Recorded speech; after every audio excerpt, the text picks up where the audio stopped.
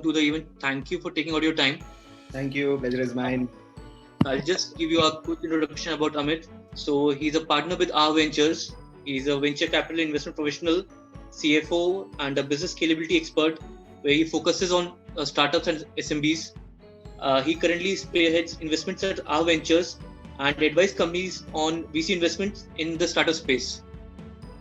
Amit, so my first question to you would be, as an ordinary citizen, what's your reaction to the union budget?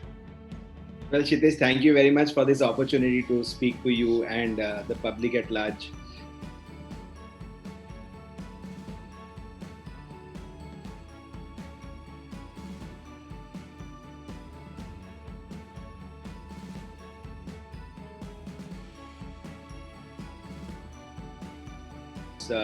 Concluded by the Honorable Finance Minister.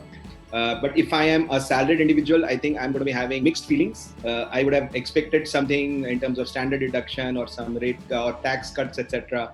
But the mixed feeling is because of the fact that at least there is no new taxation that is coming. Right? There was a possibility of introducing about 3 new taxes, which could have dented a lot of my savings or my earnings. Number one, I think everybody was expecting a COVID cess coming in. Luckily, there was no COVID cess, so people who were earning more are kind of spared. Wealthy individuals were expecting wealth tax to be introduced or reintroduced, as we know. But that also didn't happen. I think we were all spared. And the third thing was people were expecting, and that is the reason also the markets really went up, is the fact that people were expecting the long-term capital gains tax percentage to probably be increased from a 10 to 12 or a 15%. But that also did not happen. But if I am a pensioner, I am above 75 years and above, I am happy I don't have to file income tax return. Right? If I'm only having pension income, I don't have to do that. So really mixed feelings. If I am an individual, as I said, salary individual, different feeling. If I am a pensioner, different feeling. And if I'm an investor at large, a little wealthier individual, I'm very happy because at least the stock market is booming. So that would be my immediate reaction. But I really liked one thing, the way the Honorable Finance Minister delivered the speech based on the 6 pillars. I think it really spoke about the vision of what the government or even the Finance Minister is typically thinking about, is that it's a bold budget. We are not really thinking as a country about the ratings given by the rating agencies, etc. We are going to be aggressive. We are going to be spending a lot of money thinking about health, infrastructure, small and medium enterprises, and things like that. So yes, for me, I think if you ask me as an individual myself from a business perspective and being a startup evangelist and from the ecosystem, at least I am happy about it. So I'll just tweak a question. As a stakeholder from the startup ecosystem, so responses have been mixed. Yes. So what's your take on that? Right. So again, Kshitij, mixed response in my case as well. There are certain things which have gone in our favor, and there are certain things which we were expecting, but those things have not happened. In fact, those I will reserve for maybe my concluding remarks when we reach at the end of the session, wherein what were we expecting and what didn't really come through. The good things that have come through are the long-term capital gains advantage that you can take by 31st of March 22, which means that there is 1 year extension, and the tax holiday extension that has also come in till 31st of March 22. So which is an impetus again to the startup ecosystem. The second thing which we really liked, I think, being in the ecosystem was that the one-person company which was there, it is now easier for NRIs, or it is now open for NRIs to actually also come and start a one-person company. So Indians who are abroad wanting to do a startup in India, they can easily do that. And the number of days of tax residency also have been reduced from 182 days to about 120 days. So which also gives an impetus to all of these things. But the biggest advantage that I see from the ecosystem is the emphasis on the fintech area, the sector which is the digital sector, right? So the tax audit thing has also been the threshold has been increased for fintech companies, wherein actually there is no need of an audit if 95% of the payments business, etc., is through digital transactions. So that is one big thing that has happened. and obviously the IFSC that the government is planning to introduce in Gujarat, which is a part of the GIFT City, right? So those are things which are really they are all welcomed by the community, by the ecosystem. I think yes, those are the takes we have.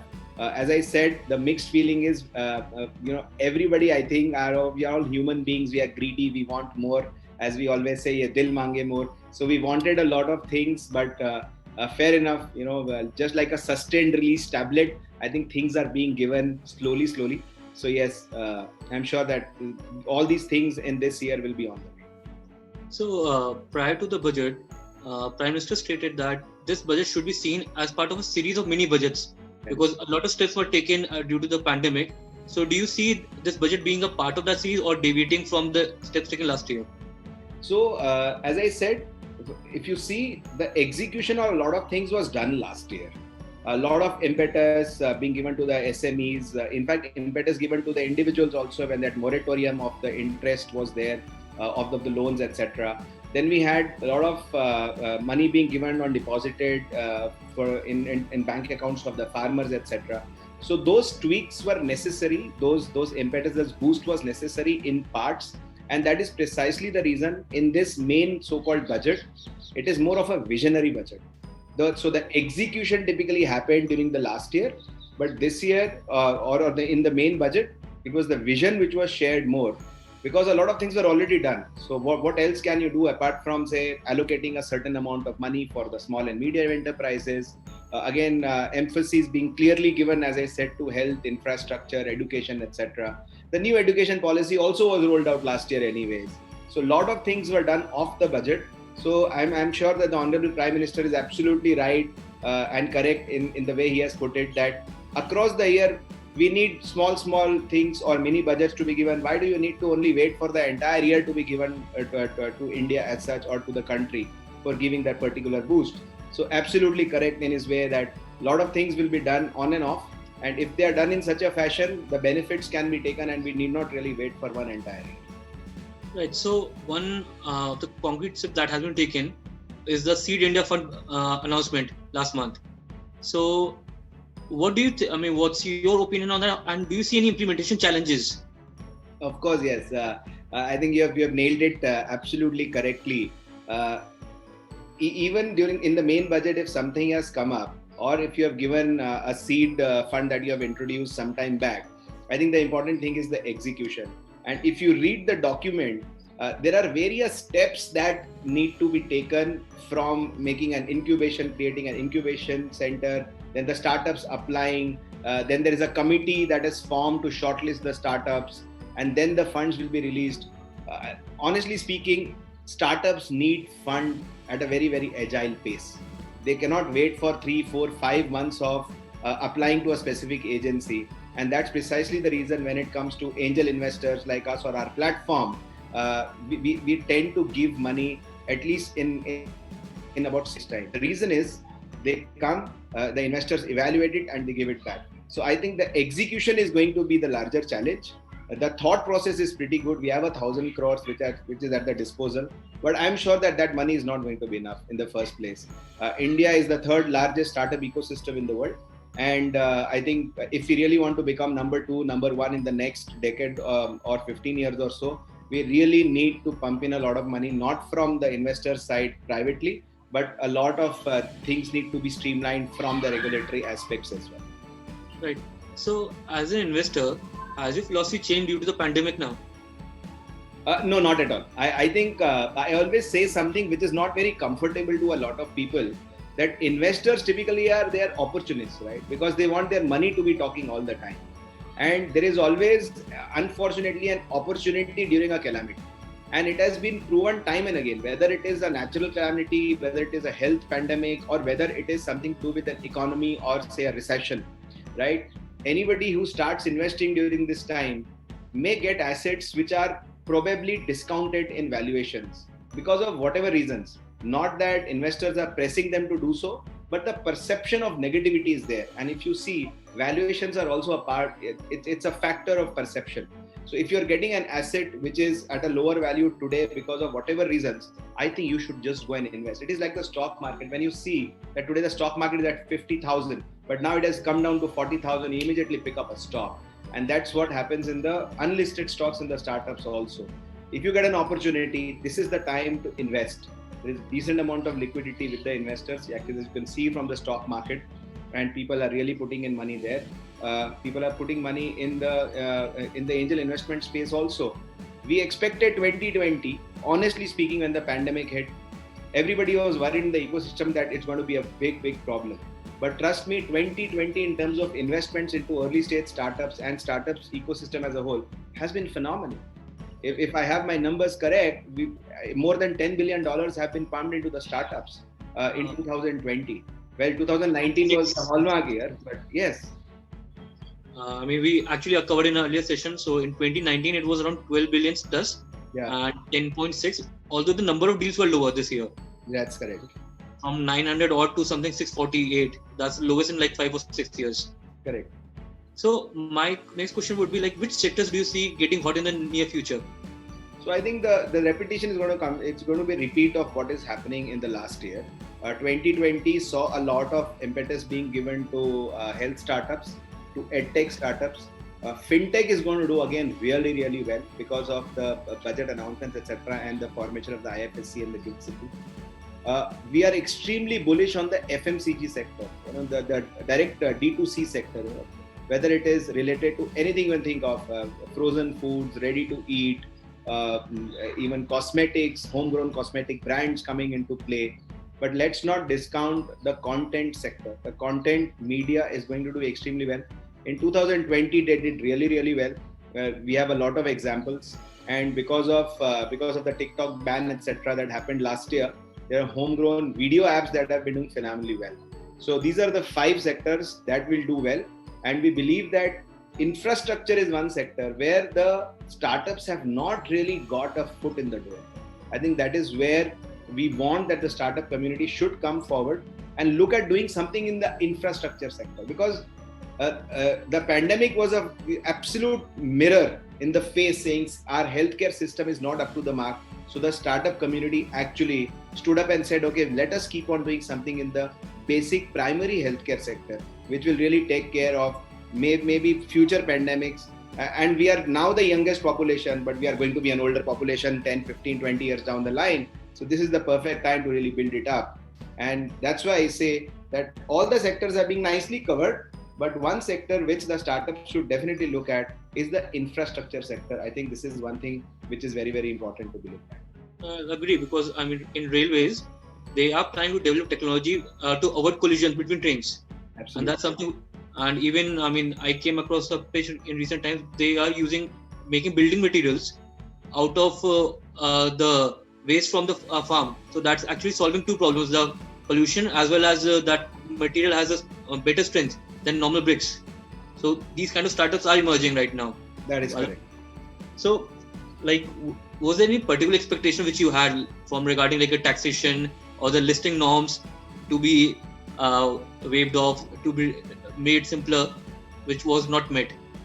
Yeah, I think, and I have a feeling it's going to be a part of the mini budget that's going to come across the year, right? So there's a lot of requests that have been made from the ecosystem on 2 things, and one of them is the long-term capital gains. Now today the long-term capital gains, the holding period is 2 years for unlisted securities with a 20% plus in terms if you're doing a surcharge, assets, etc. So we were actually expecting, and we still request the Honorable Finance Minister and the Prime Minister to look at just making it at par with listed securities. If not the holding period, at least the percentage of long-term capital gains, let us peg it at 10%, and you see how many people will jump into the ecosystem to become investors, right? So that is one thing which really will help. The second thing is that anybody who wants to become a limited partner or an investor in a VC firm or a VC fund as such, the minimum investment required is 1 crore of rupees. If that threshold or that minimum threshold is reduced to say 50 lakh rupees, then a lot of people again will want to jump into the bandwagon of startup investing. Because if you see the returns that angel investors get based on the secondary research that we have also done, and it is based on data of 2015-16, whether in the US or India, is about 22 to 26% per annum. With respect to the startup, with respect to the listed companies, it is about, say, tops about 15-16%, I'm saying on the higher side.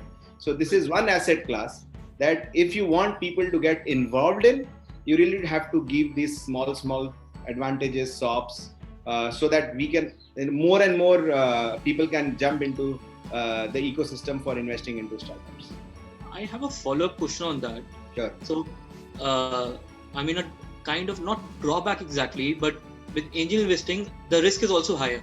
Yes. As compared to, so my observation would be that government needs to protect the investors as well. Yeah. That's the reason. The companies which are not making profits, there are restrictions of them on for getting listed as well. Government has started startup IPO as well in 2019. Yes. But most of the startups that are getting listed are profitable. So I think if you see, I completely agree. You have to protect the interest of the retail investors. Right. The retail investor of today is very different from the retail investor 10 years back. 10 years back, the awareness was not there. The startup ecosystem was very naive. 2005, 6, 7, the startup investing typically started, right? In 2006, 7, the angel investment networks, etc., started coming in. We started in 2010, 11. So that was the time when the exposure or the awareness about investing was not so much. Now, with some amazing networks that are there in the country, we are about 7, 8 of us. We have been there for a while. We keep on giving so much of awareness to these guys, and the investor protection that is required from the regulator side will always remain. I'm not saying that you allow anybody and everybody. If you want to become a part of an angel fund or a VC fund, anyways, there are thresholds of minimum net worth and things like that. That will remain. But I'm saying that for that VC fund coming into 1 crore is a lot of money for somebody to really commit in a VC fund. But as I said, people who are high net worth individuals or they're professionals. Now, professionals who are doing pretty well, right, in the corporate world, they want to become LPs in funds. But sometimes I think that 1 crore mark is really difficult.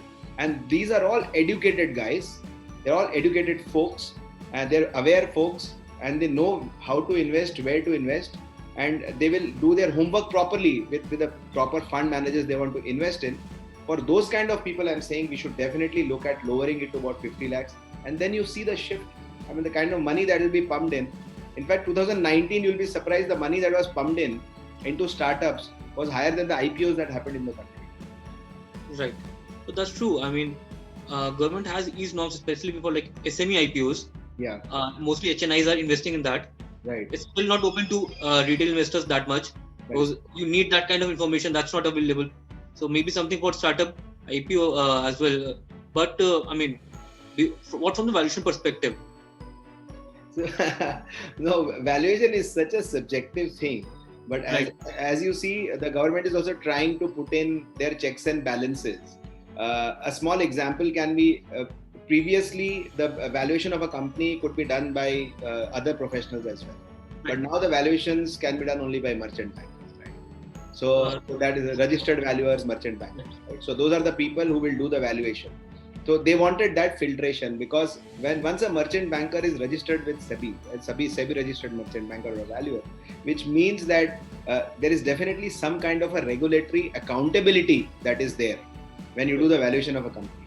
Now, unfortunately, when you sit on the table to evaluate a startup or you value a startup, it is such a demand and supply game. If I want to really invest in your company, Kshitij, I will want to invest in you as a founder to begin with. And if I really like you ask me a couple of crores valuation extra, I will go that extra mile and give it to you, because I believe that you are going to be executing that business plan that you have presented to me, and you have that in you to do so. So valuation, paper valuation is something which is different. But when I value a company, I think we really value a founder, at least during the early stage investing. And that is precisely the reason we look at team, the 3 aspects when you do early stage investing. So the reason I asked was because there's a perception that when a VC-backed company will go for listing, they might have to take a haircut on valuation. Oh, that way. Yeah, it is again when it goes for listing on the stock exchange, right? Yeah. So there is always a possibility. Absolutely correct, and that's the reason we don't have any listing as of now of any of the startups. One of the all the none of the unicorns have still gone ahead and listed themselves. We are looking forward to some listing in 2021, and I really hope that happens. Whether it happens on the Indian stock exchanges or it happens outside, is going to be a challenge. But also understand valuations may take a hit. There may be a discount. There may be a cut in the valuations. But if we were to float the same IPO at the valuation which the VC firms have given, do we really have the appetite, at least being as an Indian stock market, to really take that kind of an IPO? So what is the largest IPO that has happened in the country? What is the value of the largest IPO that has happened? 18,000 crores to the max. And if you see that one of the biggies will want to say get an IPO which is now valued say at $8-9 billion, okay, then it is extremely difficult for that IPOs to happen. I think it's a play between, as I say, the private VC firms and then the stock markets that are going to be playing. Just to put into perspective, it's like when SMEs have to go for listing, the valuation they get is 8 to 10 times of the PAT. That is correct. So it's quite EBITDA, low for EBITDA also, yeah. EBITDA or PAT, yeah. It's PAT. So it's going to be. I mean, for a VC-backed company, it might be an issue. Yeah. So that is true. So any like particular expectation you have from the next mini budgets? From this perspective, I think the listing norms probably will then need to be relaxed in that case, or you'll have to say that something needs to be done which will not really give a discount to the valuation, right? So there are various things that are also happening there. The concept of differential voting rights was introduced some time back as well, which means that if the promoters even hold a small amount of shares, but they have voting rights which will help the company grow.